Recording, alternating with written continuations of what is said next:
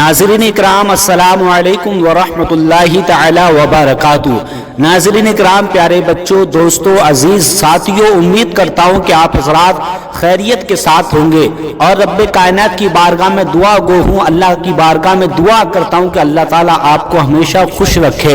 नाज़रीन इकराम, आज हम आपकी बारगाह में एक दुआ, ऐसी दुआ लेकर के हाजिर हुए हैं, एक ऐसा वजीफा लेकर के हाजिर हुए हैं, एक कुरान पाक की ऐसी सूरा लेकर के आए हैं जिसको आप सुनेंगे, करेंगे, इंशाअल्लाह ताला आपका बेड़ा पार होने वाला है। नाज़रीन इकराम, आपको अपनी किस्मत पर नाज करना चाहिए, आपको अपनी किस्मत पर रश करना चाहिए कि आज आप ऐसी दुआ सुनने वाले हैं कि जिस दुआ को सुनने के बाद इंशाअल्लाह ताला आपकी किस्मत चमक जाएगी, आपकी किस्मत का सितारा चमक जाएगा, आपकी जिंदगी में इनकलाब आ जाएगा। नाज़रीन इकराम, इस दुआ की जितनी भी तारीफ की जाए वो कम ही कम है। नाज़रीन इकराम, बड़े बड़े लोगों ने इस दुआ से फायदा उठाया है, हम चाहते हैं कि आप भी इस दुआ से फायदा उठाएं। नाज़रीन इकराम, इस दुआ की खासियत ये है कि जो बंदा जो मकसद अपने दिल में रख करके इस दुआ को सुनता है तो अल्लाह ताला उसके उस मकसद को पूरा कर देता है। नाज़रीन इकराम, आपका अगर कोई मकसद हो तो आप अपने उस दिल में रखिए और इस दुआ को सुनिए, इंशाअल्लाह ताला आपका वो मकसद पूरा हो जाएगा।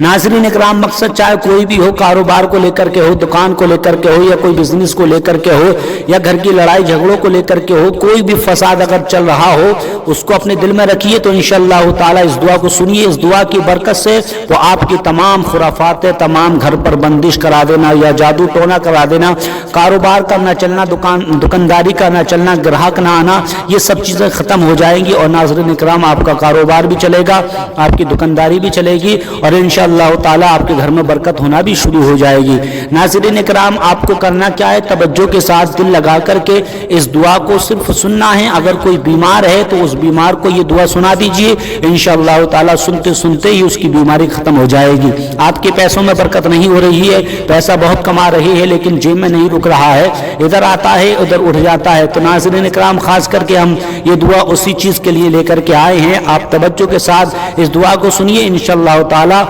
आपको जरूर फायदा पहुंचेगा। चलिए हम स्टार्ट करते हैं, आप ध्यान के साथ दिल लगा करके इस कुरान पाक की सूरा को सुनिएगा। बिस्मिल्लाहिर्रहमानिर्रहीम। ला यस्तवी अस्हाबुन नारि व अस्हाबुल जन्नह अस्हाबुल जन्नति हुमुल फाइज़ून। लौ अंज़लना हाज़ल क़ुरआन अला जबलिन लरअयतहु ख़ाशिअन मुतसद्दिअन मिन ख़शियतिल्लाह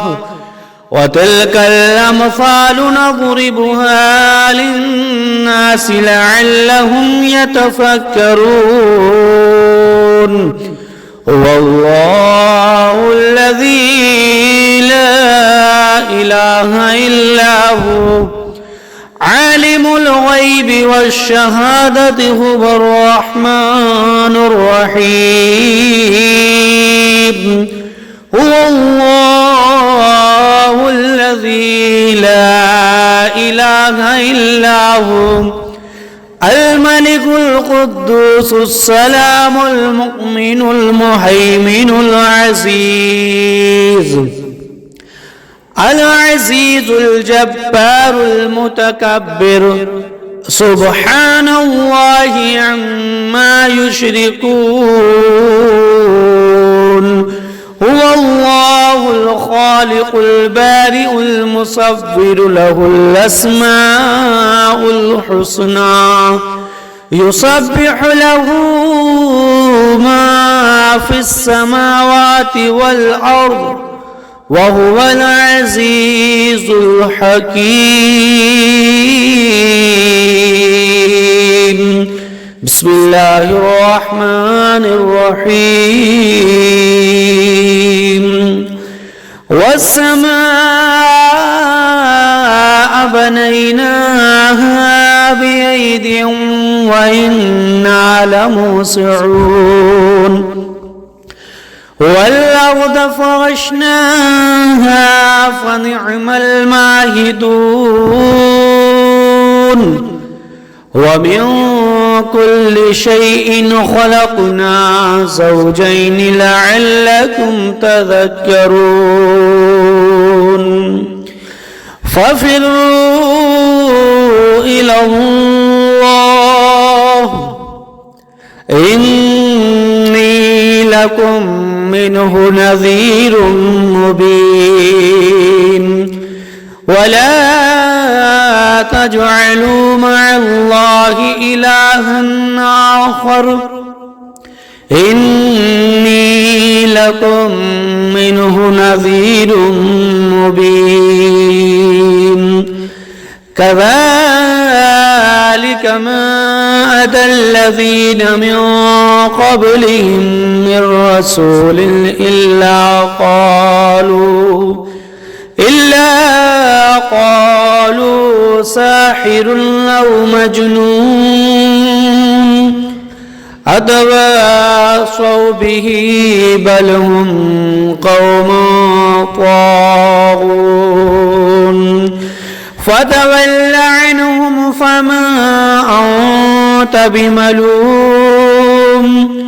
وذكر فإن الذكرى تنفع المؤمنين وما خلقت الجن والإنس إلا ليعبدون بسم الله الرحمن الرحيم لا يستوي أصحاب النار وأصحاب الجنة أصحاب الجنة هم الفائزون لو أنزلنا هذا القرآن على جبل لرأيته خاشعا متصدعا من خشية الله وتلك الأمثال نضربها للناس لعلهم يتفكرون هو الله الذي لا إله إلا هو عالم الغيب والشهادة هو الرحمن الرحيم هو الله الذي لا إله إلا هو الملك القدوس السلام المؤمن المهيمن العزيز الجبار المتكبر سبحان الله عما يشركون هو الله الخالق البارئ المصور له الأسماء الحسنى يسبح له ما في السماوات والأرض وهو العزيز الحكيم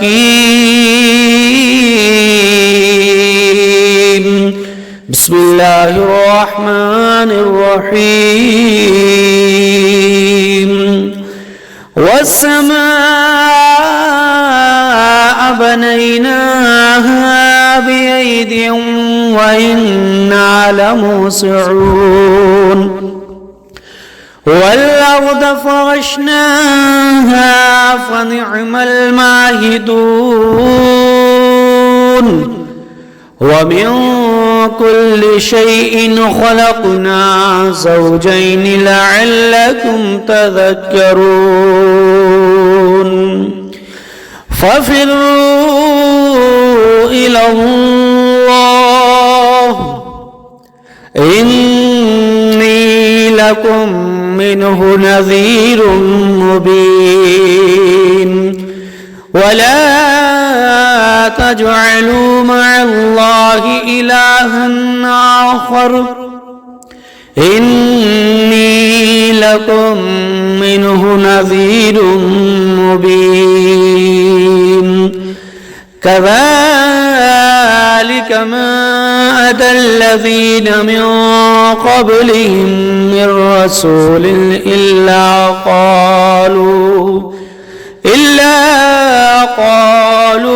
ساحر أو مجنون أتواصوا به بل هم قوم طاغون فتول عنهم فما أنت بملوم وذكر فإن الذكرى تنفع المؤمنين وما خلقت الجن والإنس إلا ليعبدون بسم الله الرحمن الرحيم لا يستوي أصحاب النار وأصحاب الجنة أصحاب الجنة هم الفائزون لو أنزلنا هذا القرآن على جبل لرأيته خاشعا متصدعا من خشية الله وتلك الأمثال نضربها للناس لعلهم يتفكرون هو الله الذي لا إله إلا هو عالم الغيب والشهادة هو الرحمن الرحيم هو الله الذي لا إله إلا هو الملك القدوس السلام المؤمن المهيمن العزيز الجبار المتكبر سبحان الله عما يشركون هو الله الخالق البارئ المصور له الأسماء الحسنى يسبح له ما في السماوات والأرض وهو العزيز الحكيم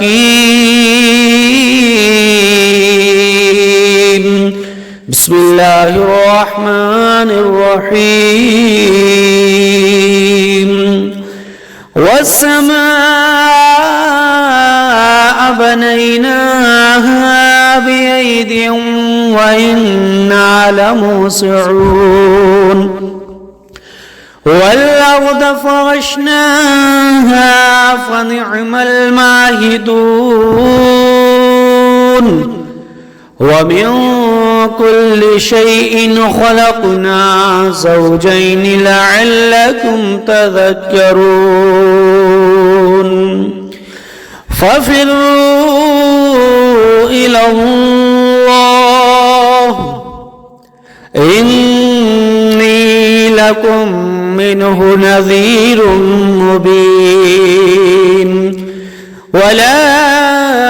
تجعلوا مع الله إلها آخر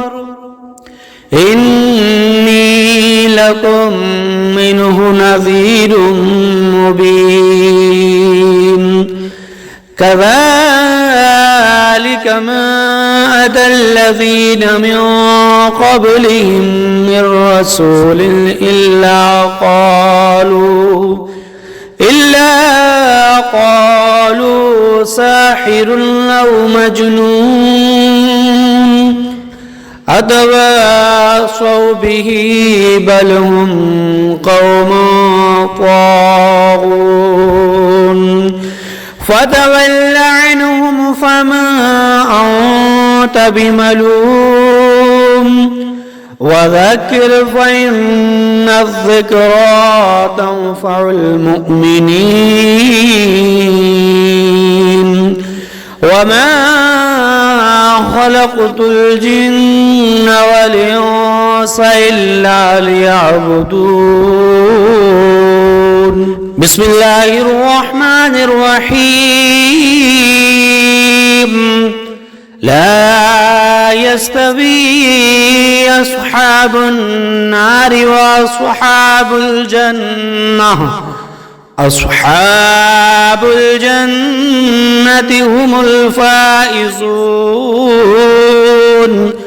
لو أنزلنا هذا القرآن على جبل لرأيته خاشعا متصدعا من خشية الله وتلك الأمثال نضربها للناس لعلهم يتفكرون هو الله الذي لا إله إلا هو عالم الغيب والشهادة هو الرحمن الرحيم هو الله الذي لا إله إلا هو الملك القدوس السلام المؤمن المهيمن العزيز الجبار المتكبر سبحان الله عما يشركون هو الله الخالق البارئ المصور له الأسماء الحسنى يسبح له ما في السماوات والأرض وهو العزيز الحكيم بسم الله الرحمن الرحيم والسماء بنيناها بأيد وإنا لموسعون والأرض فرشناها فنعم الماهدون ومن كل شيء خلقنا زوجين لعلكم تذكرون ففروا إلى الله إني لكم منه نذير مبين ولا تجعلوا مع الله إلها آخر إني لكم منه نذير مبين كذلك ما أتى الذين من قبلهم من رسول إلا قالوا ساحر أو مجنون أتواصوا به بل هم قوم طاغون فتول عنهم فما أنت بملوم وذكر فإن الذكرى تنفع المؤمنين وما خلقت الجن والإنس إلا ليعبدون